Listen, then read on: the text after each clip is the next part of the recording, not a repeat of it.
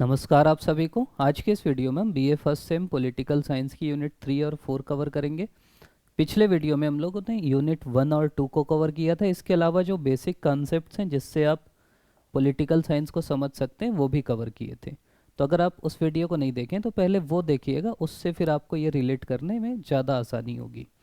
इकाई 3 में अवधारणाएँ हैं। सबसे पहले संप्रभुता की अवधारणा है, जिसमें ये कहा गया है कि संप्रभुता का अवधारणा क्या है, प्रकार क्या है, विशेषताएं क्या हैं और इसके सिद्धांत क्या हैं, एकलवादी और बहुलवादी। फिर अधिकार की बात है, अधिकार का अर्थ, प्रकार, सिद्धांत। फिर कर्तव्य की बात है। फिर स्वतंत्रता है, स्वतंत्रता का सकारात्मक और नकारात्मक सिद्धांत है। फिर समानता है, फिर स्वतंत्रता और समानता का आपस में संबंध है। फिर न्याय है, प्रजातंत्र है, इसके गुण दोष हैं, इसके सिद्धांत हैं और सफलता के लिए शर्तें। मतलब 3 4 5 कॉन्सेप्ट हैं। संप्रभुता है, अधिकार है, स्वतंत्रता है, समानता है, आपका न्याय है और लोकतंत्र है। ठीक। अगली चीज है, अगले यूनिट में हम लोग को पढ़ना है कार्य के रूप में राज्य, जिसमें शासन के प्रकार हैं, एकात्मक शासन और संघात्मक शासन। फिर संसदीय और अध्यक्षीय शासन, सर्वसत्तावाद, शासन के अंग, कार्यपालिका, व्यवस्थापिका, न्यायपालिका, शक्ति पृथक्करण का सिद्धांत, नियंत्रण संतुलन का सिद्धांत। संविधान की अवधारणा क्या है, प्रकार क्या है, संविधानवाद क्या है, राजनीतिक दल की अवधारणा क्या है, प्रकार क्या है, गुण दोष क्या है, दबाव समूह क्या है, जनमत क्या है, सामाजिक न्याय क्या है, प्रतिनिधित्व के सिद्धांत क्या है। इनको हमको एक एक करके पढ़ना है। अब चलिए चालू करते हैं। सबसे पहले मैं जो आपको बताया था, संप्रभुता मतलब होता है एक ऐसा सर्वसत्ता संपन्न व्यक्ति जिसकी आज्ञा का पालन हर कोई करता हो और उसकी आज्ञा का पालन कोई ना करता हो। मतलब सीधी सी बात है, एक व्यक्ति, जैसे मान लीजिए मैं बोला कि यार कल से 500 और 1000 के नोट बंद, तो आप मानोगे कि नहीं मानोगे? नहीं मानोगे, आप बोलोगे कुछ भी बोल रहा है। आपके प्रधानमंत्री बोले बंद हो गया, तो संप्रभु हैं वो, क्योंकि उनकी आज्ञा का पालन भारत देश का हर व्यक्ति करता है। मैं बोला कल से लॉकडाउन, मान लोगे? नहीं। लेकिन अगर सरकार बोलेगी तो मानोगे। तो वही कहलाती संप्रभुता, जिनकी आज्ञा का पालन हर कोई करे और वो किसी की आज्ञा का पालन ना करे। जैसे मैं सरकार की आज्ञा का पालन करता हूँ तो फिर मेरे से ऊपर वो हो गए ना, सरकार हो गई, तो मैं संप्रभु नहीं रहा। जैसे राज्य सरकार है आपकी छत्तीसगढ़ की, वो संप्रभु है क्या? वो नहीं है, क्योंकि उससे ऊपर केंद्र सरकार है। तो संप्रभु मतलब जिसके ऊपर कोई ना हो। ठीक। तो संप्रभुता की अगर हम अवधारणा देखें तो उसमें संप्रभुता मतलब ऐसा जो सर्वोच्च हो, जिसमें कोई बाहरी हस्तक्षेप का अभाव हो। अगर आप प्रकार देखेंगे तो एक तो होती आंतरिक, दूसरी होती बाह्य। आंतरिक मतलब क्या होता है कि देश के आंतरिक मामलों में आप संप्रभु हो। बाह्य मतलब अन्य देशों के मामले में संप्रभु। अमेरिका हमको बोलता है ये करो तो हम नहीं मानेंगे। एक होती है विधायी संप्रभुता। विधायी संप्रभुता मतलब होता है कि जो विधायिका है उसके पास सर्वोच्च शक्ति होती कानून बनाने की। राजनीतिक संप्रभुता क्या है? राजनीतिक संप्रभुता मतलब आपके जो निर्णय हैं राज्य के, उसको आप लागू कराएंगे। लोकप्रिय संप्रभुता क्या होती है, ये पूछ सकता है। लोकप्रिय संप्रभुता का कॉन्सेप्ट किसने दिया? तो ये दिया है रूसो ने। ये है क्या? लोकप्रिय मतलब जनता पे, मतलब संप्रभुता जो है जनता पे निहित है। फिर संप्रभुता की अगर विशेषताओं की बात करें हम, तो संप्रभुता मतलब होता है कि ये सर्वोच्च होती है, अखंड होती है। अखंड मतलब इसको आप तोड़ नहीं सकते, अनिवार्य होती है। तो संप्रभुता होगी, उसके बिना नहीं हो सकता। बाहरी हस्तक्षेप से मुक्त होगी, स्थायी होगी। ठीक। संप्रभुता के दो सिद्धांत है। एक सिद्धांत है एकलवादी। एकलवादी मतलब होता है कि संप्रभु केवल एक होता है। ठीक। इस सिद्धांत को दिया है जॉन ऑस्टिन ने। उन्होंने कहा कि संप्रभु एक ऐसा सर्वसत्ता संपन्न व्यक्ति है, एक ऐसा सर्वसत्ता संपन्न व्यक्ति है जिसकी आज्ञा का पालन हर कोई करता है। इसकी आज्ञा का पालन हर कोई करेगा, यहाँ भी यहाँ भी है, और ये किसी और की आज्ञा का पालन नहीं करेगा। तो ये जो व्यक्ति है ये कहलाएगा संप्रभु, और ये जो समाज है वो कहलाएगा राजनीतिक समाज। ये कहा ऑस्टिन ने। तो एकलवादी संप्रभुता की अवधारणा किसने की दी? जॉन ऑस्टिन ने दी। ऑस्टिन ने कई चीज़ें बताई, जैसे वही संप्रभुता क्या होगी, स्थायी होगी। संप्रभुता क्या होगी, अविभाज्य होगी। संप्रभुता क्या होगी, अनन्य होगी। संप्रभुता क्या होगी, अखंड होगी। संप्रभुता क्या होगी, सार्वभौमिक होगी। तो ऐसी अलग अलग विशेषताएं होती हैं संप्रभुता की। ठीक। दूसरा है बहुलवादी संप्रभुता। बहुलवादी बोलता है कि यार संप्रभुता का ना विभाजन होता है, मतलब ऐसा नहीं है कि संप्रभुता एक ही व्यक्ति के हाथ में है, एक ही और हर कोई उसकी बात करता है। ऐसा होता है संघवाद में, केंद्र के पास कुछ संप्रभुता है, राज्य के पास कुछ संप्रभुता है, अलग अलग अंश होते हैं, विधायिका, कार्यपालिका, न्यायपालिका यहाँ बढ़ जाती है। जनता के अधिकारों का संरक्षण होता है, मतलब आप के पास संप्रभुता है तो आप जनता को मार तो नहीं सकते ना। तो ये कहा जाता है कि राज्य के पास पूरी संप्रभुता नहीं होती है, अलग अलग जगह होती है, इसी को बोलते हैं बहुलवाद। ठीक। परिवार, धार्मिक समूह, व्यापारिक संगठन, अन्य संगठन, इनमें भी संप्रभुता होती है। अगली चीज है अधिकार क्या है। अधिकार एक दो परिभाषा, जैसे लास्की की परिभाषा जनरली आती है, ऑब्जेक्टिव में आ सकती है। ये कहा जाता है कि अधिकार वो है जिनसे व्यक्ति अपना सर्वोत्तम विकास करता है। अधिकार व्यक्ति के वे दावे हैं जिसको समाज स्वीकार करता है, राज्य देता है। इस टाइप की चीज़ें कहलाती अधिकार। ठीक। अधिकार हमारे व्यक्तित्व विकास के लिए जरूरी होते हैं। यहीं पे मैं आपको बता दूं, कोई भी चीज़ अगर आपसे आता है, अधिकार के प्रकार, स्वतंत्रता के प्रकार, समानता के प्रकार, तो कुछ बेसिक कॉमन चीज़ें जो आपको पता रहना चाहिए। पहला प्रकार होता है राजनीतिक। ये आप ऐसे याद रखो, आपके सब्जेक्ट क्या क्या हैं। एक पॉलिटिकल है तो वहाँ से राजनीतिक, फिर एक इकोनॉमिक्स है तो वहाँ से आर्थिक, फिर एक समाजशास्त्र है तो वहाँ से सामाजिक। ठीक। किसी किसी का फिलोसॉफी रहता है तो वहाँ से धार्मिक। ठीक। कहीं कहीं आप सुने होंगे नागरिक शास्त्र, आप पढ़ते होंगे बचपन में, तो वहाँ से नागरिक। तो ये प्रकार होते हैं। जैसे राजनीतिक अधिकार की बात अगर मैं करूं, तो राजनीतिक अधिकार क्या है, आपको वोट देने का अधिकार, आपको चुनाव में लड़ने का अधिकार, सरकार में जाने का अधिकार, ये सब आपके राजनीतिक अधिकार हैं।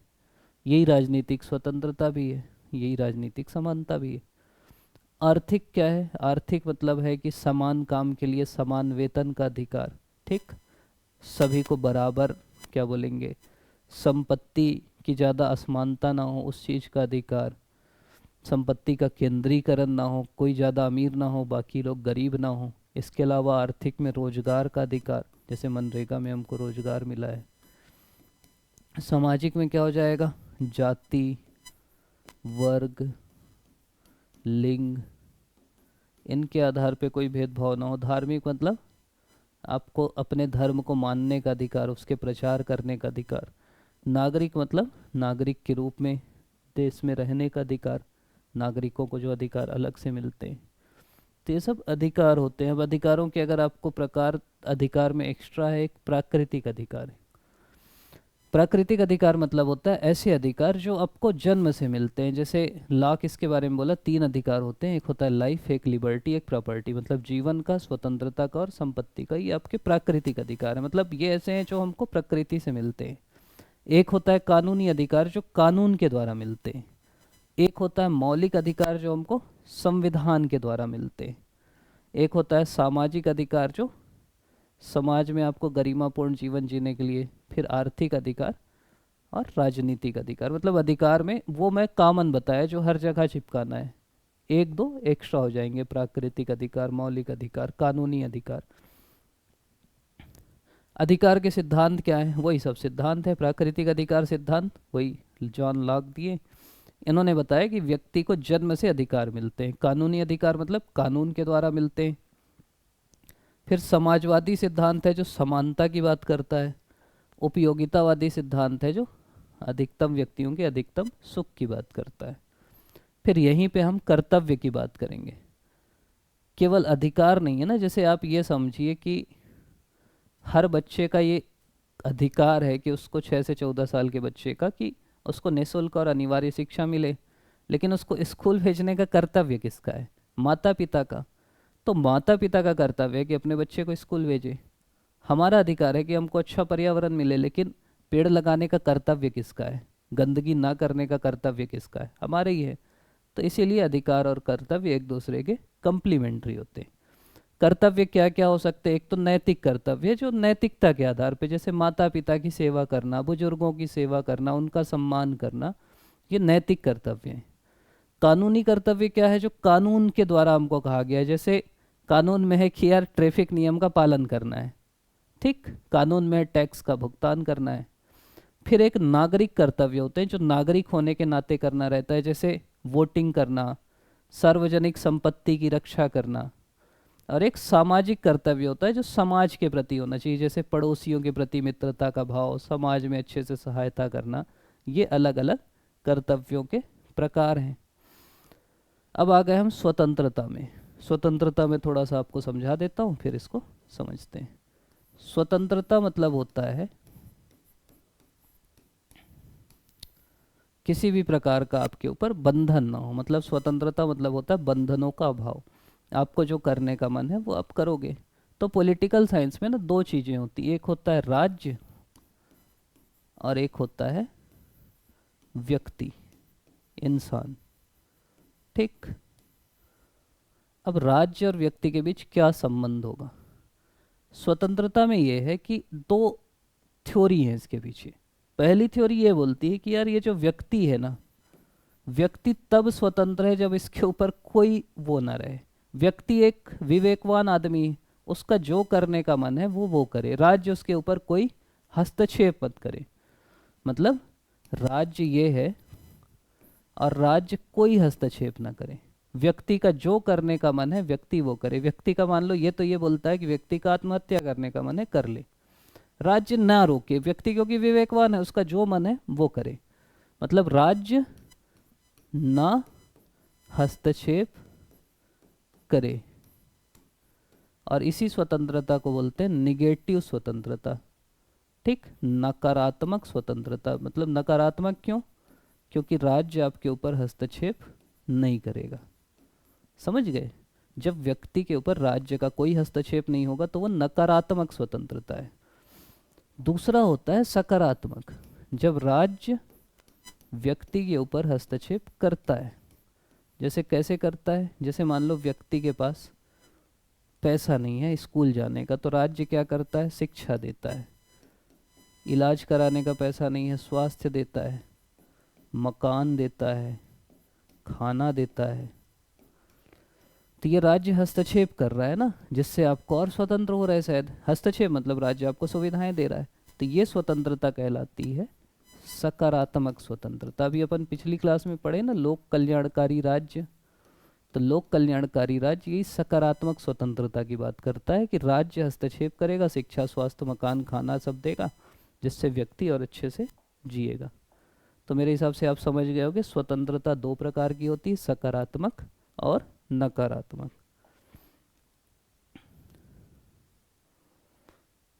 तो मतलब वही बर्लिन मिल ये सब यही बात की है कि स्वतंत्रता दो प्रकार की होती है। फिर वो जो प्रकार मैं आपको बोला कि हर जगह ध्यान रखना, देखो एक तो व्यक्तिगत हो जाएगी। व्यक्तिगत मतलब व्यक्ति अपने विकास के लिए, मतलब मेरे को विवाह का अधिकार है, मेरे को अपने जीवन जीने का अधिकार है।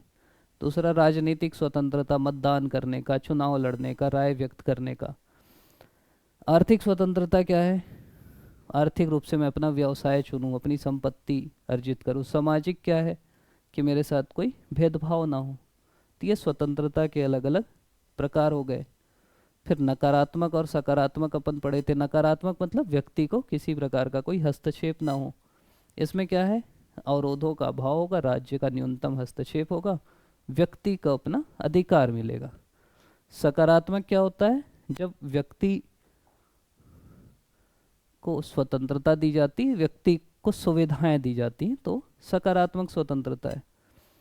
स्वतंत्रता का महत्व क्या है? एक तो ये लोकतंत्र आता है, इससे समानता होती है, न्याय आता है, ये सब उसके महत्व में विकास होता है।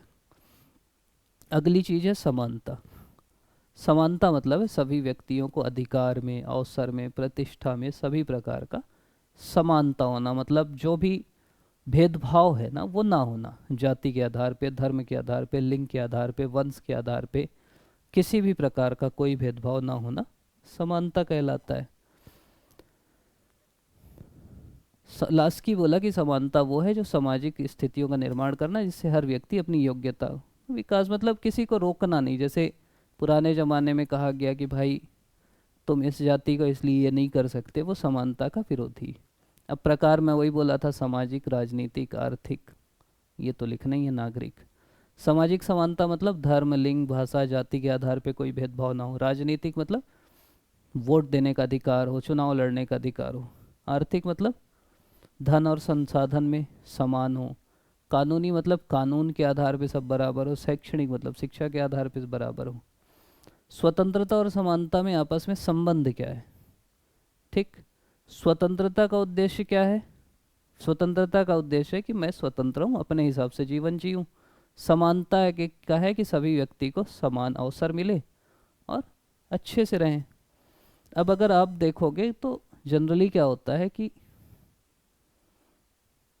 एक तो दोनों के बीच अच्छा संबंध है। अच्छा ये है कि भाई व्यक्ति स्वतंत्र रहेगा और समानता आ जाएगी समाज में। लेकिन दिक्कत ये होती है, जो मेन चीज़ होती है कि अगर मान लो कई व्यक्ति हैं, अब सबको आप स्वतंत्र कर दिए, अब इसकी बुद्धि ज़्यादा है तो ये ज़्यादा कमाएगा, इसकी थोड़ा उससे कम है, इतना कमाएगा, ये करेगा। अब समाज में फिर समानता नहीं आएगी। अगर आप स्वतंत्रता दे दोगे तो हो सकता है समानता ना आए। समानता अगर बोलोगे सबको इतना ही कमाना है तो फिर वो स्वतंत्रता नहीं कहलाएगी। लेकिन ये माना जाता है कि भाई दोनों साथ साथ चल सकते हैं। सकारात्मक स्वतंत्रता और समानता। सकारात्मक स्वतंत्रता मतलब क्या होता है कि जो राज्य उनके ऊपर हस्तक्षेप करता है, जैसे भारत में चल रहा है कि राज्य स्वतंत्रता भी दे रहा है सबको सकारात्मक रूप से और उससे समान लाने का प्रयास भी कर रहे हैं। तो वही चीज़ है, विरोधाभास भी है लेकिन एक साथ चलते भी हैं। अगली चीज़ है न्याय। न्याय मतलब क्या होता है? अरस्तु बोला कि समान लोगों के साथ समान व्यवहार, असमान लोगों के साथ असमान व्यवहार न्याय है। ठीक। प्लेटो बोला कि सब अपना अपना जब काम करेंगे समाज में वो न्याय है। रॉल्स समानता और स्वतंत्रता के सिद्धांत पे बताया कि सभी व्यक्तियों को समान अवसर और स्वतंत्रता मिलेगी, वो न्याय है। न्याय मतलब है कि समानता हो, निष्पक्षता हो, सभी के साथ अच्छा व्यवहार हो, सभी को उनके अधिकार मिले, स्वतंत्रता रहे, नीति से सब चले, यही न्याय है, अच्छी चीज़ है। अब न्याय के प्रकार क्या है? मैं वही बोला ना, ये ध्यान रखना, सामाजिक, राजनीतिक, आर्थिक। सामाजिक न्याय मतलब समाज में जाति, धर्म, लिंग के आधार पे भेदभाव ना हो। राजनीतिक मतलब वोट डालने का बाकी चीज़ों में रहे। आर्थिक मतलब वही रोजगार मिले, बाकी चीज़ें हों, कोई भेदभाव ना हो। कानूनी मतलब कानून के सामने सब बराबर हो। नैतिक मतलब नैतिक मूल्यों के आधार पे सब बराबर हो, ये न्याय है। अब न्याय के अलग अलग सिद्धांत हैं। एक है प्राकृतिक न्याय। प्राकृतिक न्याय मतलब न्याय का स्रोत प्रकृति है, निष्पक्ष सुनवाई का अधिकार है, किसी निर्णय में पारदर्शिता हो, ये प्राकृतिक न्याय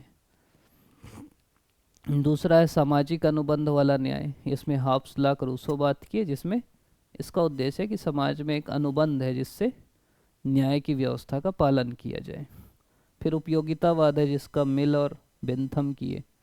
इसका उद्देश्य है अधिकतम लोगों का अधिकतम सुख। कि न्याय के अलग अलग सिद्धांत हैं।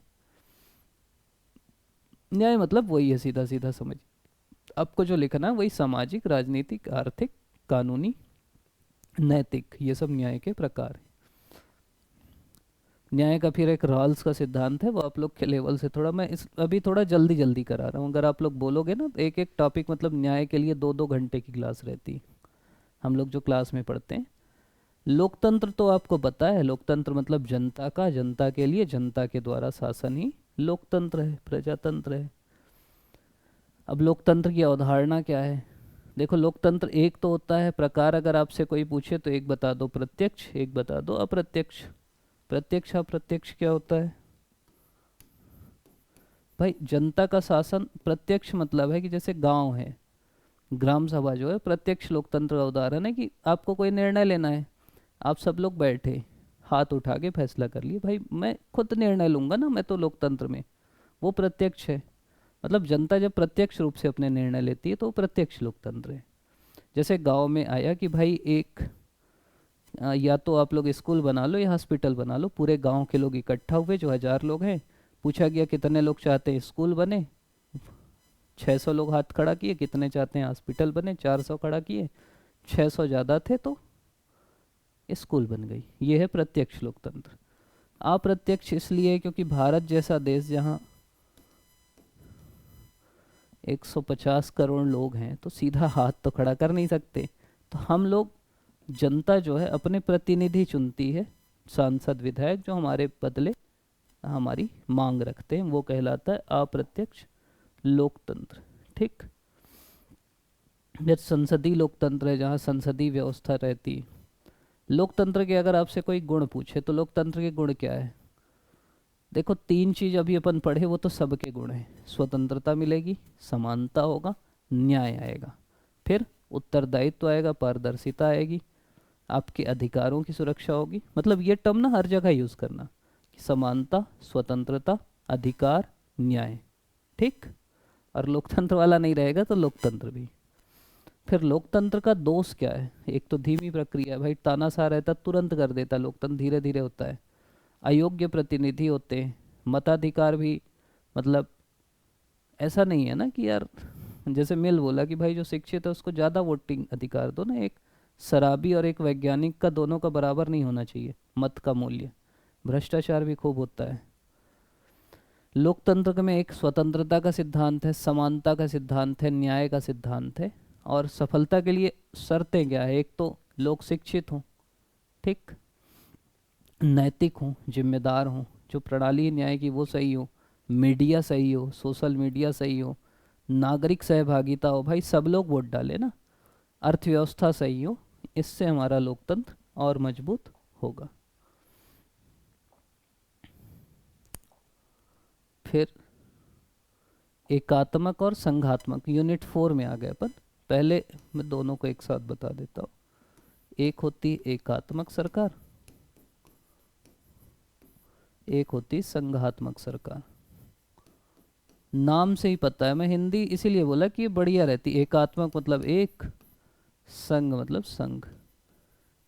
आपको बोले कि तुम अकेले संघ बनाओ, बना सकते हो। संघ मतलब एक से ज़्यादा, दो या दो से ज़्यादा। तो जब सरकार एक स्तर पे होती है तो कहलाती है एकात्मक, सरकार दो या दो से अधिक स्तर पे होती है तो वो कहलाती संघात्मक। जैसे संघात्मक का उदाहरण केंद्र सरकार और राज्य सरकार। ठीक, ये संघात्मक है। जहाँ केवल केंद्र है जैसे ब्रिटेन है, वहाँ राज्यों का कोई रोल नहीं है, तो वो एकात्मक हो गई। भारत क्या कहलाएगी? संघात्मक कहलाएगी। संघात्मक की अगर विशेषताएं देखोगे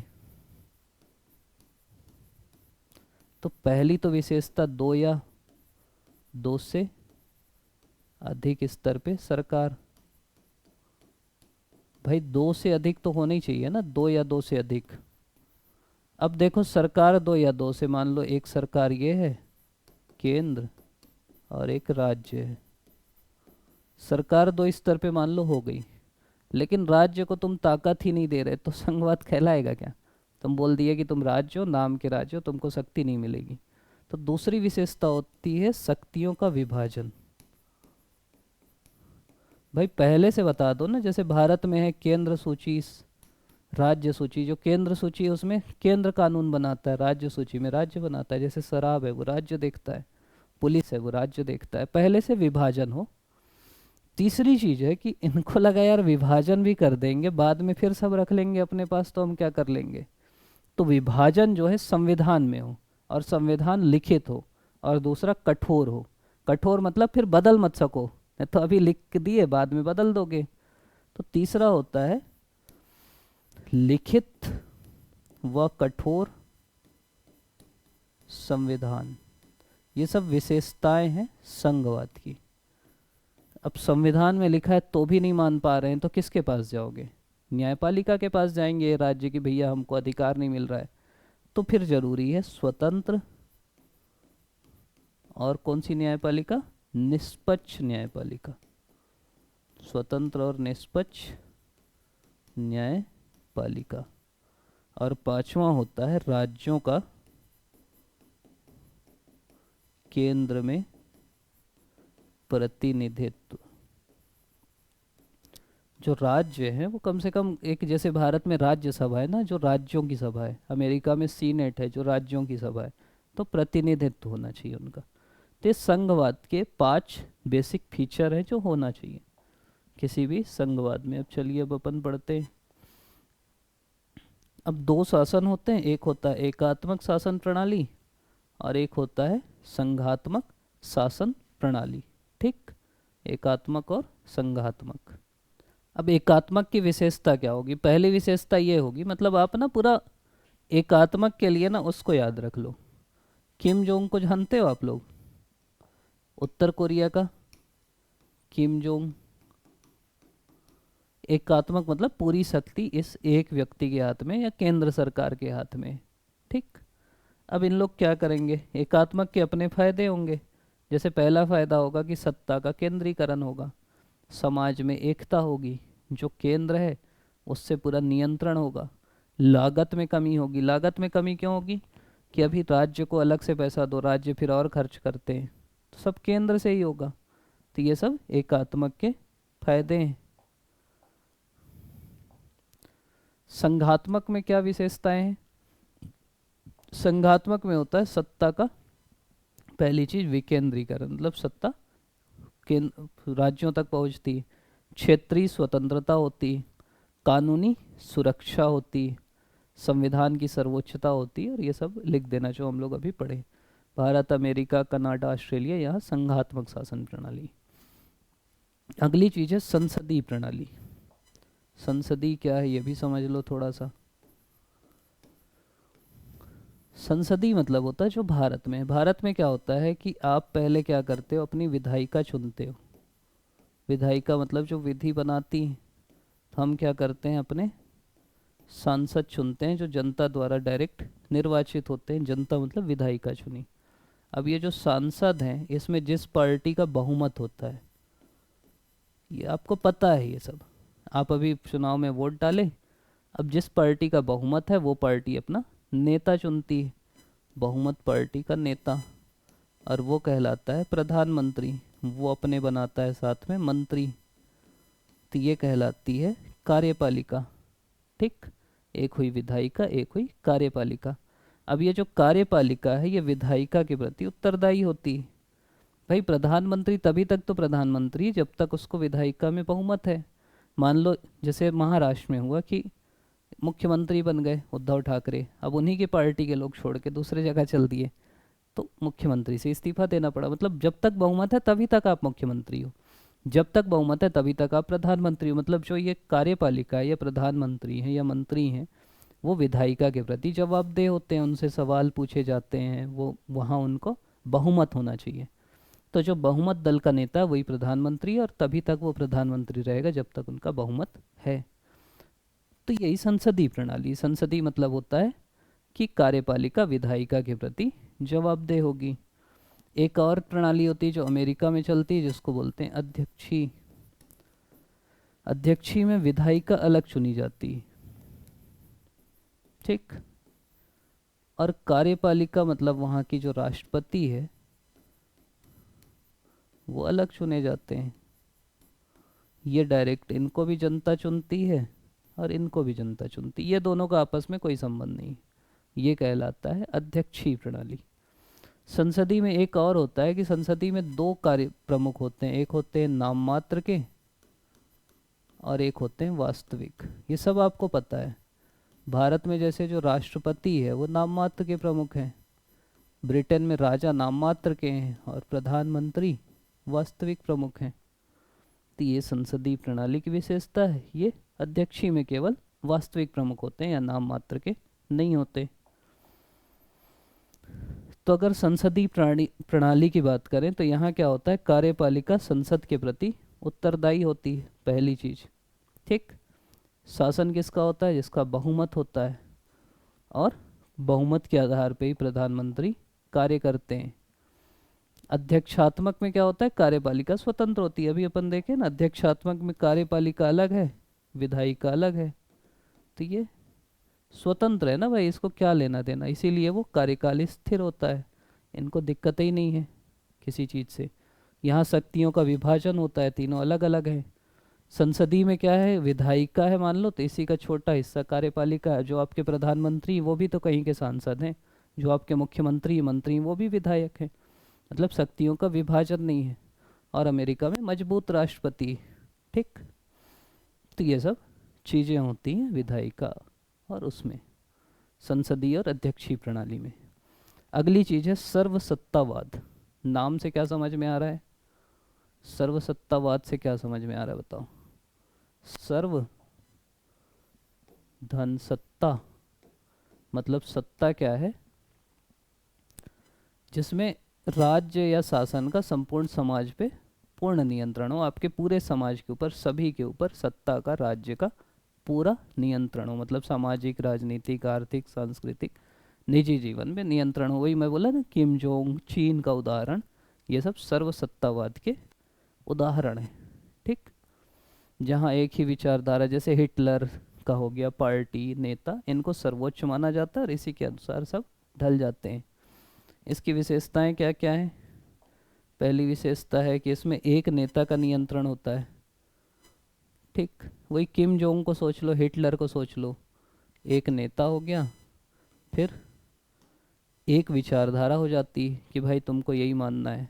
जो संचार है, प्रचार है, न्यूज़पेपर है, सब पे राज्य का नियंत्रण होता है। कोई नहीं मानता तो फिर सेना पुलिस का उसके ऊपर यूज़ कराते हैं, और अगर कोई असहमति किया तो उसको निपटा देते हैं। यही कहलाता है सर्वसत्तावाद। फिर इसके प्रकार हैं, जैसे एक है फांसीवादी सर्वसत्तावाद। फांसीवादी जो है उग्र राष्ट्रवाद, नस्लवाद, इसकी बात करता है। कम्युनिस्ट वाले हैं। एक सामाजिक धार्मिक सर्वसत्तावाद, जो धार्मिक नेता है। एक सैन्य सर्वसत्तावाद, जो सेना जो तख्ता पलट करती है, जैसे पाकिस्तान में तो सैन्य सर्वसत्तावाद है म्यांमार में। धार्मिक, जो धार्मिक नेता, जैसे ईरान में हुआ। कम्युनिस्ट जैसे चीन में हुआ। फांसीवादी जैसे हिटलर, और हिटलर किया, इटली में मुसोलिनी किया। तो ये सर्वसत्तावाद है। फिर देखो, तीन अंग होते हैं, ये तो अपन पहले ही पढ़े थे। एक होता है विधायिका। ठीक।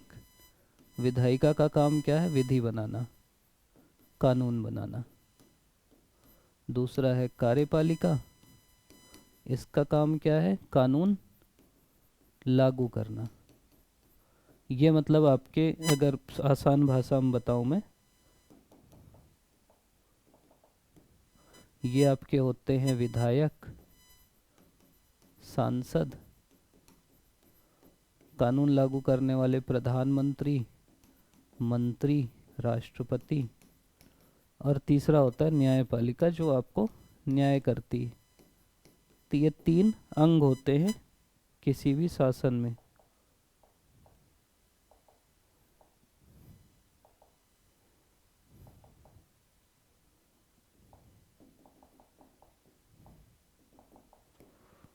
अब अगली चीज है, इसमें में होता है शक्तियों का पृथक्करण। पहले मैं समझाता हूँ। एक राजा रहता है, चल लाल से ही लिखते हैं।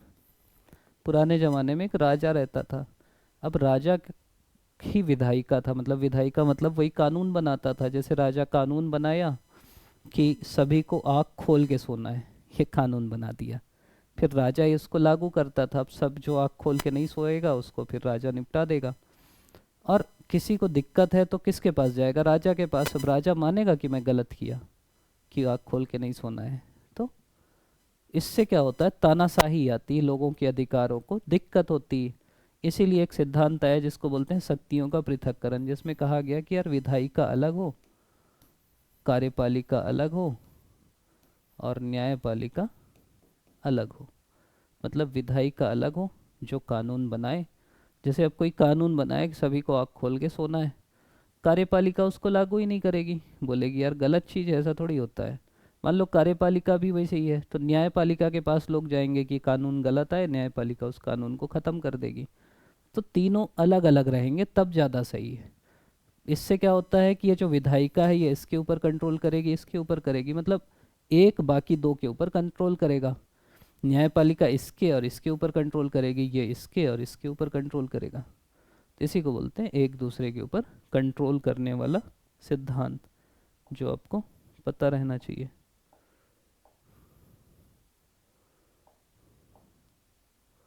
ठीक। नियंत्रण एवं संतुलन का सिद्धांत। विधायिका क्या करती, कानून बनाती, नीति निर्धारण करती है, सरकार के ऊपर वित्तीय नियंत्रण करती है, सरकार पे नियंत्रण करती है, ये विधायिका का काम है। कार्यपालिका क्या करती, किसी भी नीति को क्रियान्वित करती है, विदेश नीति बनाती है, आदेश बनाती है। न्यायपालिका क्या करती, कानून की व्याख्या करती है, अधिकारों की रक्षा करती है, नियंत्रण करती है। तो इस सब का अपना अपना काम है। शक्ति पृथक्करण का सिद्धांत किसने दिया, तो ये दिया मॉन्टेस्क्यू ने। क्यों दिया, जिससे तानाशाही रुकेगी, संविधान की रक्षा होगी, शासन अच्छा होगा। फिर नियंत्रण और संतुलन के घटक क्या क्या हैं, एक विधायिका का नियंत्रण होगा, न्यायपालिका का नियंत्रण होगा और न्यायपालिका का नियंत्रण होगा। इससे क्या होगा, व्यक्तियों के अधिकार की रक्षा होगी, जवाबदेही आएगी और सत्ता निरंकुश नहीं हो पाएगी। ठीक। फिर अगली चीज़ है संविधान। क्या है संविधान, एक क्या बोलेंगे कानून है, जिससे क्या होता है, एक तो शक्ति का विभाजन होता है, किसको क्या क्या ताकत है, मौलिक अधिकार मिलते हैं, ठीक, न्याय मिलता है लोगों को। तो ये संविधान का उद्देश्य है। संविधान मतलब जिसमें सब लिखा होता है कि किसको क्या शक्तियाँ हैं, कितने आपको अधिकार हैं, आपके क्या कर्तव्य हैं, कैसे आपको न्याय मिलेगा, कैसे समानता आएगी, ये संविधान का उद्देश्य है। राज्य कैसे चलेगा, सरकार कैसे चलेगी, कार्यपालिका, विधायिका, न्यायपालिका का क्या ढांचा होगा, सब संविधान में लिखा होता है। संविधान दो होते हैं, एक होता है लिखित, एक होता है अलिखित। अलिखित ब्रिटेन का संविधान है, ऑब्जेक्टिव में आ सकता है। लिखित मतलब जो लिखा गया है, जैसे भारत, अमेरिका, क्या क्या लिखे रहता है, विधायिका, कार्यपालिका, न्यायपालिका, सबके बारे में लिखा रहता है। एक कठोर और लचीला भी है। कठोर मतलब ऐसा संविधान जो जिसको आसानी से ना बदला जा सके, जैसे अमेरिका का संविधान। लचीला मतलब ऐसा संविधान जिसको आसानी से बदला जा सके, जैसे ब्रिटेन का संविधान। फिर एक है संविधानवाद। संविधानवाद मतलब होता है कि राज्य या सरकार अपनी जो संवैधानिक सीमा है ना, उसका दुरुपयोग ना करे, निरंकुश ना बने, सत्ता को सीमित किया जा सके, ये संविधानवाद है। इसमें क्या होता है, एक तो सीमित सरकार होगी, न्यायिक समीक्षा होगी, मौलिक अधिकारों का संरक्षण किया जाएगा, ये लोकतंत्र का आपके आधार है। अगली चीज़ है राजनीतिक दल। राजनीतिक दल के अगर आपको प्रकार बोलें तो एक होता है जो राष्ट्रीय दल होता है, जो पूरे देश में होता है।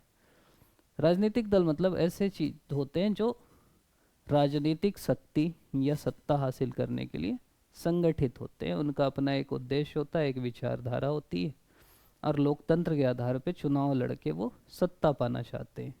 एक राष्ट्रीय हो गया, एक राज्य हो गया, एक क्षेत्रीय हो गया, वर्ग आधारित दल हो गया, जाति आधारित दल हो गया, धर्म आधारित दल हो गया। आपको पता ही है, सब अलग अलग दल होते हैं। इनके सिद्धांत क्या है, एक तो लोकतांत्रिक सिद्धांत की भाई हम चुनाव लड़के पहुँचेंगे, ठीक। इनका अपना घोषणा पत्र होता है, ये अपने कार्यक्रम होते हैं।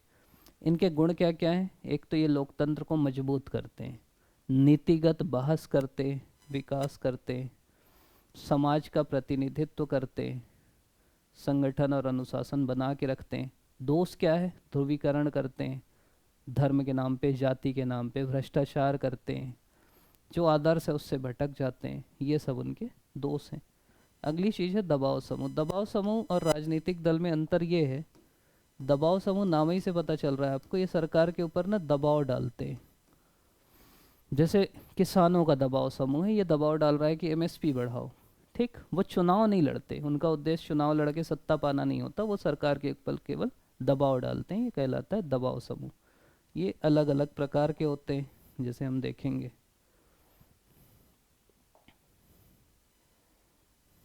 ये अलग अलग सवाल आए थे। दबाव समूह वो होते हैं जो राजनीतिक दलों के समान सत्ता का प्रयास नहीं करते, उनके पास मुद्दे होते हैं, सरकारी नीतियों और निर्णयों को अपने हितों के अनुसार वो बदलवाना चाहते हैं। प्रकार जैसे आर्थिक दबाव समूह, ये उद्योग, मजदूर, किसान, इनके हैं। सामाजिक दबाव समूह जैसे महिला अधिकार के लिए, पर्यावरण के लिए सामाजिक दबाव समूह है। धार्मिक दबाव समूह धर्म वाले जो अपना करते हैं, सब में वही है, धार्मिक, सामाजिक, आर्थिक, भाषाई, सांस्कृतिक। ठीक। इनका सिद्धांत क्या है? एक तो प्रभाव सिद्धांत है, ये प्रभाव डालना चाहते हैं सरकार के ऊपर कि भाई तभी तो उनकी बात मानी जाएगी।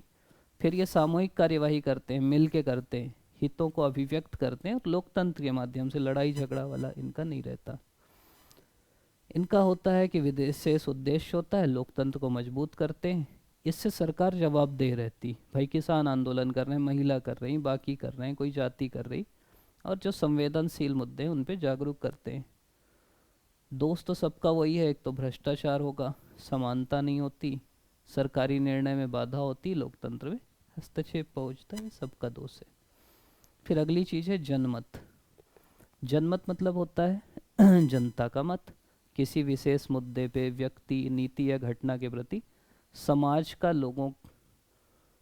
लोगों की सामूहिक राय या दृष्टिकोण। मतलब सीधा सीधा ये है कि जनमत मतलब जनता का मत। ठीक। मतलब हम किसी बारे में कैसे सोचते हैं, हमारा दृष्टिकोण क्या है। जैसे आपसे मैं बोलूँ कि पाकिस्तान हमारा दोस्त है कि दुश्मन, आप बोलोगे दुश्मन है। चीन आप बोलोगे दुश्मन है। नेपाल आप बोलोगे दोस्त है। भूटान आप बोलोगे दोस्त है। ये है जनमत। ठीक। अब ये जनमत बनता कैसे? आप ऐसा जो भी सोचते हैं, आप क्यों सोचते हैं? तो आपके जनमत बनने का सबसे बड़ा कारण तो है मीडिया। मीडिया मतलब एक हो गया channel, news channel. Digital media मतलब एक हो गया न्यूज़पेपर मतलब प्रिंट मीडिया, और एक हो गया सोशल मीडिया। इसी से तो आपका जनमत बनता है, व्हाट्सअप यूनिवर्सिटी। फिर आप और आगे बढ़ोगे तो फिर आपके जो समझ लीजिए धार्मिक संगठन हैं, जातीय संगठन हैं, आपके राजनीतिक संगठन हैं, ये जो बताते हैं इसके आधार पे आपका जनमत बनता है। तो पहला जैसे मीडिया हो गया, सोशल मीडिया हो गया, फिर आपके स्कूल हो गए, स्कूल में जो हम सीखते हैं, फिर राजनीतिक दल हो गए, धार्मिक सामाजिक संगठन हो गए, जनता हो गई, जो सर्वेक्षण है वो हो गए, ओपिनियन पोल जो हो गए। टीवी से भी तो सीखते हैं, सीरियल से सीखते हैं, मूवी से सीखते हैं। ठीक। तो इनसे हम सीखते हैं। सामाजिक न्याय क्या है? देखो शब्द पकड़ो, सामाजिक न्याय। सामाजिक न्याय मतलब है, न्याय कब होगा? जो अन्याय हो रहा है उसको रोक दो। अब समाज में अन्याय क्या क्या हो रहा है? एक धर्म के आधार पे भेदभाव है, जाति के आधार पे भेदभाव है, लिंग के आधार पे भेदभाव है, वंश के आधार पे भेदभाव है, क्षेत्र के आधार पे भेदभाव है, क्या बोलेंगे। तो ये सब जो भी अन्याय हो रहा है समाज में, उसको रोकना ही सामाजिक न्याय है, सीधी सी बात।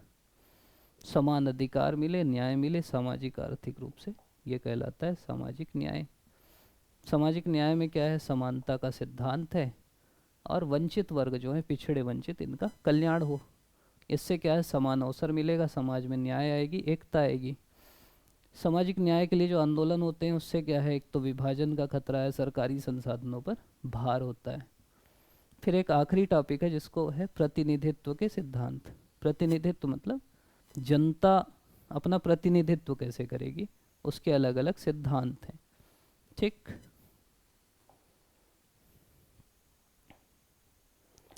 सिद्धांत कुछ कुछ हैं, जैसे चुनाव डालने का एक है जिसको बोलते हैं सार्वभौमिक वयस्क मताधिकार। इसमें है कि भाई कोई भी व्यक्ति जो मिनिमम एज है उससे बड़ा है तो सभी को उसको मताधिकार करने का हो। एक प्रणाली होती है जिसको बोलते हैं फर्स्ट पास्ट द पोस्ट। इसका मतलब क्या होता है पता है? जैसे मान लो एक क्लास में 100 लोग हैं, जैसे एक गांव में 100 लोग हैं, 30 लोग एक को वोट दिए, 20 दूसरे को दिए, 10 तीसरे को दिए, 20 चौथे को दिए और 20 पांचवें को दिए। अब कौन जीतेगा बताओ? जिसको सबसे ज़्यादा मिला, जैसे 30 सबसे ज़्यादा मिला तो ये जीत जाएगा। इसको आधे से भी कम वोट मिला, आधे से ज़्यादा नहीं मिला, लेकिन सबसे ज़्यादा मिला है, जो भारत में भी चलता है, इसी को बोलते हैं फर्स्ट पास द पोस्ट, जो सबसे पहले खंबा छुए। एक और प्रणाली जिसको बोलते हैं आनुपातिक। आनुपातिक मतलब अनुपात में, जैसे मान लीजिए 3 पार्टियां हैं पूरे भारत में, पार्टी ए को 40% वोट मिला, बी को 30% मिला, सी को 20 मिला, डी को 10 मिला, तो इसी अनुपात में इनको सीट मिल जाएगी। अगर टोटल 100 सीट हैं तो इसको 40 सीट दे देंगे, इनको 30 दे देंगे, इनको 20 दे देंगे, इनको 10 दे देंगे। एक और प्रणाली रहती है जिसको बोलते हैं, जिसमें जो होता है कि जो भी जीतेगा उसको कम से कम मेजॉरिटी होना चाहिए। मेजॉरिटी मतलब 1/2। जैसे मान लीजिए 100 वोट है, एक को 30 मिला, 20 मिला, 10 मिला और कुछ भी, फिर 10 मिला, ठीक। 80 वोट है मान लो, 30 50 60 70 मान लो यार, ठीक। अब 30 वाला ऐसे तो जीतना चाहिए, लेकिन 70 का आधा क्या है? 35। 35 से अगर इसका कम है तो फिर ये जो टॉप के दो है ना, इनके बीच फिर से चुनाव होगा, और फिर एक को तो मेजॉरिटी मिलेगी। मेजॉरिटी मतलब होता है 35 से आधे से ज़्यादा, मतलब 35 से ज़्यादा जिसको मिलेगा वो जीत जाएगा। एक और प्रणाली जो राष्ट्रपति के लिए होती है, एकल संक्रमणीय आनुपातिक मत प्रणाली। एक सूची प्रणाली भी होती है। सूची प्रणाली होती है मतलब पार्टी अपनी अपनी सूची जारी करती है। तो ये सब नाम बस ध्यान रखिए आप, इतना ज़्यादा डिटेल में आपसे पूछेगा नहीं। और ये वीडियो हम लोग का रिवीजन वीडियो, इसलिए मैं कोशिश किया कि आपको बेसिक पता चल जाए कि सबका मतलब क्या होता है, क्या क्या होता है। इसमें हम लोग कोशिश किया कि पूरे सिलेबस को एक बार कवर करें। इसके बाद भी अगर आप लोग को लग रहा है कि ये टॉपिक थोड़ा सा नहीं बन रहा है, ये छूट जा रहा है, तो बिल्कुल बताइएगा। ये जो PDF है हम लोग नीचे लिंक डाल देंगे टेलीग्राम ग्रुप का, वहाँ से आप डाउनलोड कर लीजिएगा, वहाँ से पढ़ भी सकते हैं। आप लोग अभी तक देख रहे हैं, इसके लिए आप सभी का बहुत बहुत धन्यवाद। और हम लोग वीडियो और भी लाते रहेंगे। आप सभी का पुनः बहुत बहुत धन्यवाद।